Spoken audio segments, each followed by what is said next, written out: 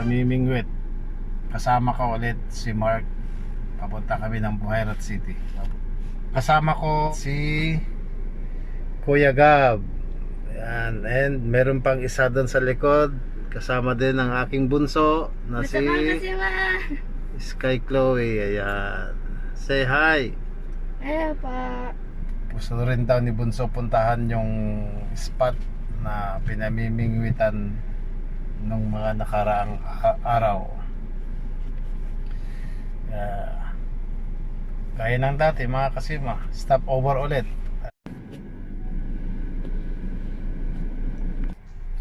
Yan na, palabas na yung sponsor namin.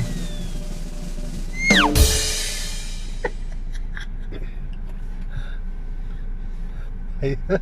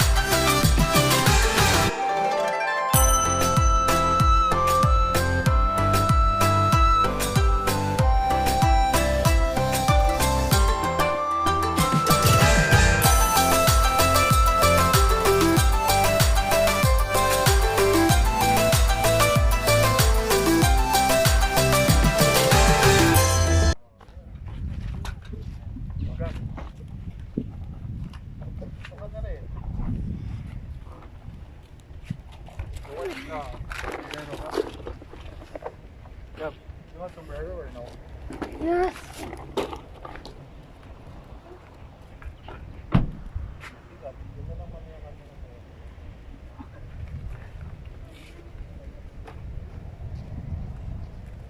Ready ka na kuya?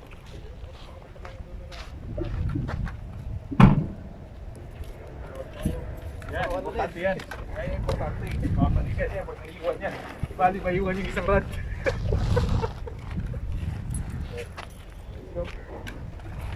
Gusto ka ng pan? Di? Okay lang. Ah, yes.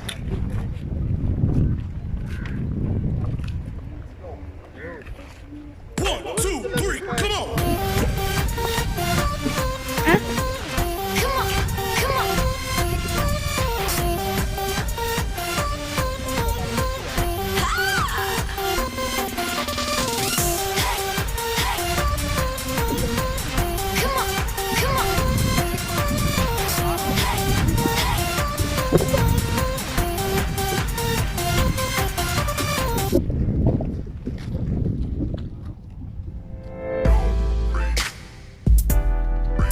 Ito na naman kami mga kasima, same spot. Apat kami ngayon.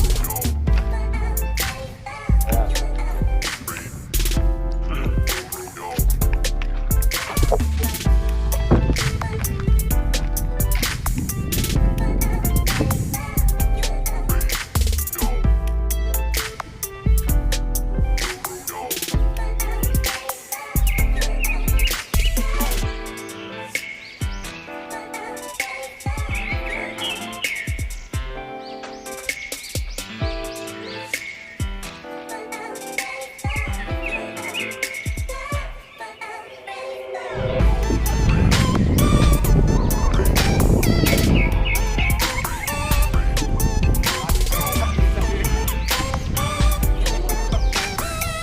Ready na kagad ah.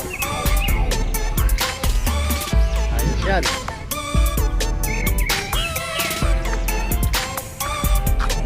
Ito, apa. Set up mo na yan para makahuli ka na ng talakita.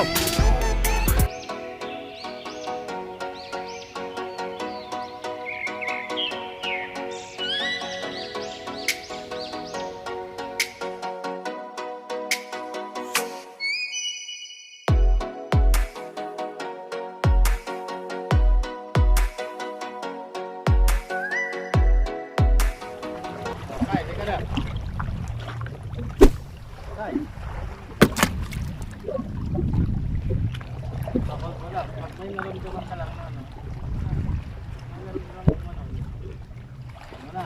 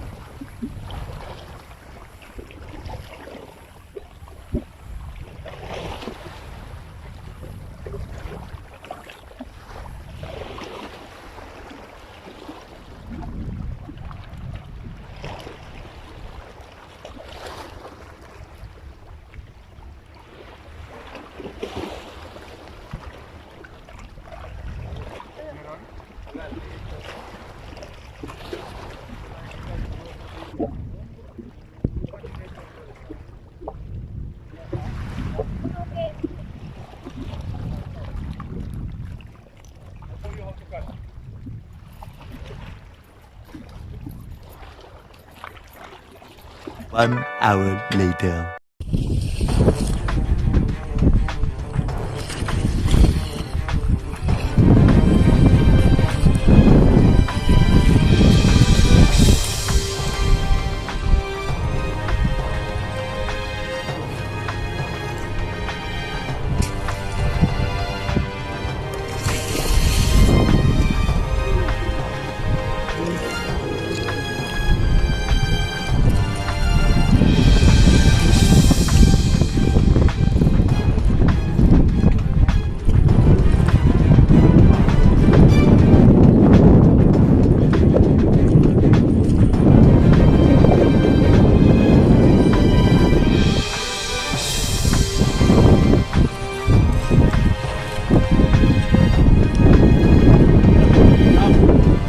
It's there, guys. It's there.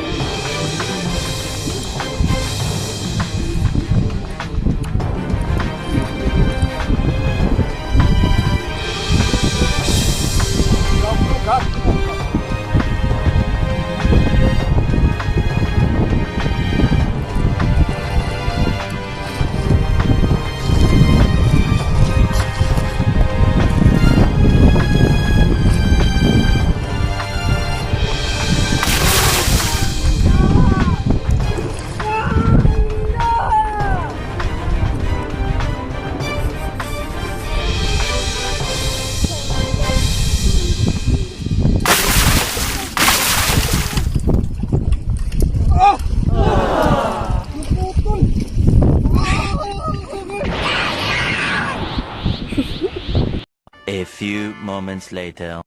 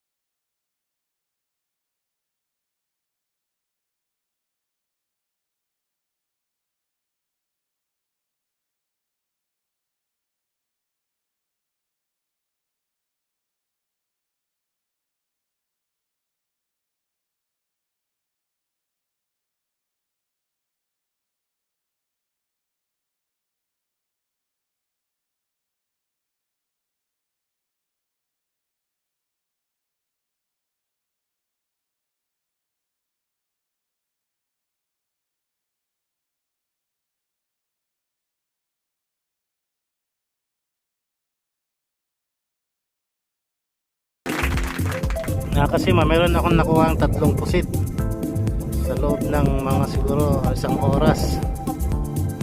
Ngayon nabuhol lang kasi itong braided line ko dahil sa hangin nakabuhol.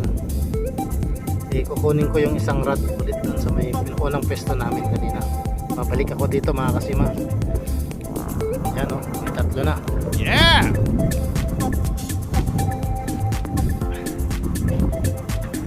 A few moments later.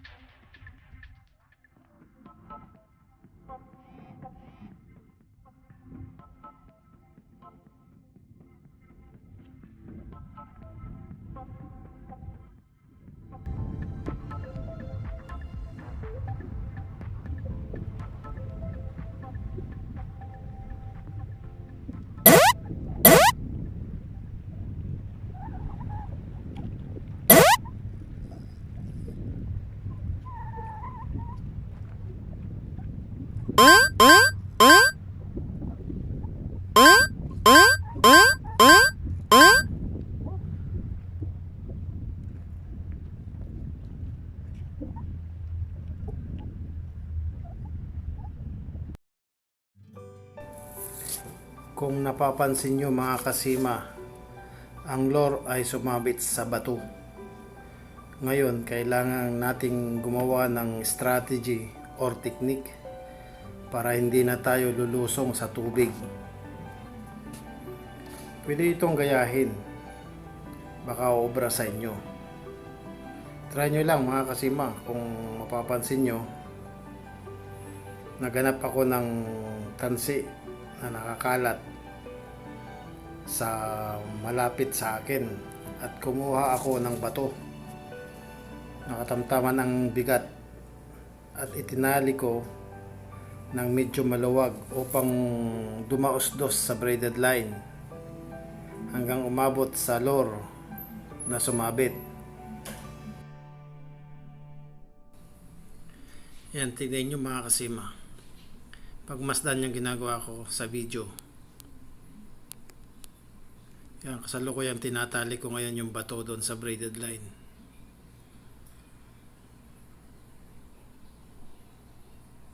At nang naitali na, iaangat ko ngayon yung fishing rod at bibitawan ko yung bato upang dumausdos papunta sa lure na sumabit.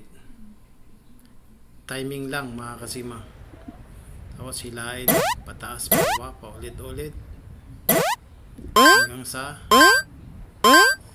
tanggal. Yun, tanggal na. Nakasave tayo mga kasima, hindi na tayo lumusong. Yan yung isang technique na ginagawa ko kapag sumasabit. Kasi dyan sa pwesto kong yan, bangin kasi yan, mga nasa around 6 to 8 feet ang lalim, pero hindi kasi kita sa camera. Kung nakikita nyo kanina sa umpisa dyan, sa parting dyan, natumba yung camera ko dyan, kaya naghanap ako ng mas mababa na pupuntahan upang marating ko yung cellphone na nahulog. Buti nga hindi umabot sa tubig. Swerte pa rin. Yan, tuloy tayo mga kasima. Manood ulit tayo.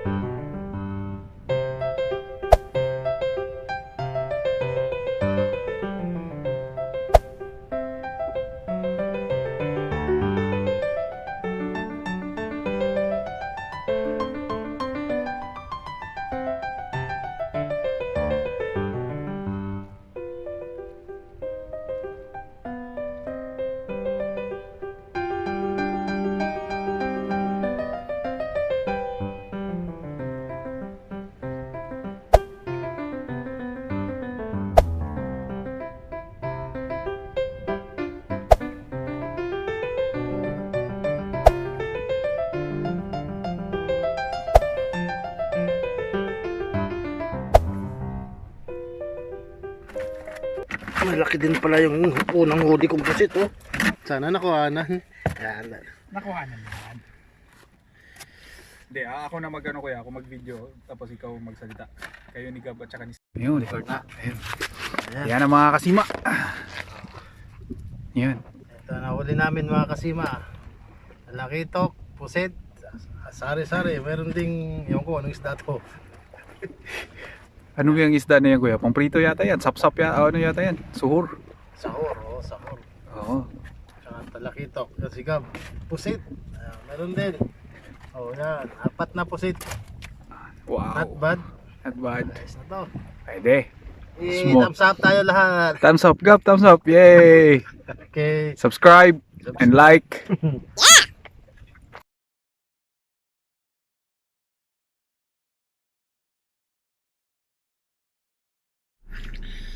Mga kasima, tapos na naman kami na mamingwit. Meron kami nahuling 4 na pusit, isang talakitok, tsaka iba pa. Hindi ko na alam kung ano mga pangalan ng mga isda na yun. Eto, nag-enjoy yung dalawa sa likod, oh. Ayos. Inintay lang namin si Mark kasi Yung sa'yo.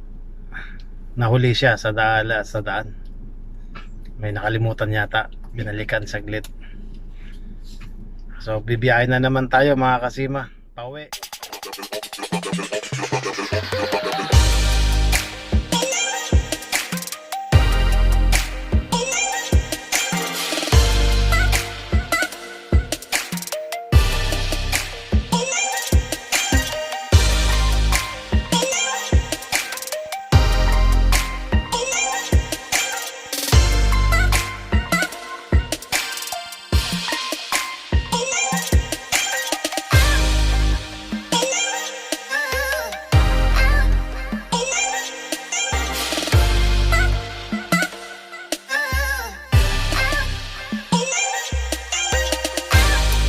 A few moments later. 1, 2, 3, come on! Come on, come on. Come on, come on.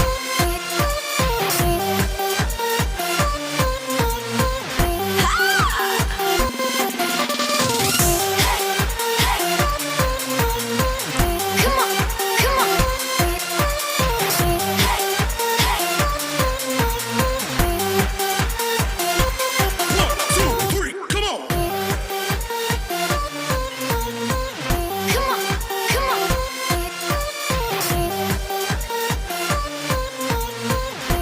on, come on. Come on,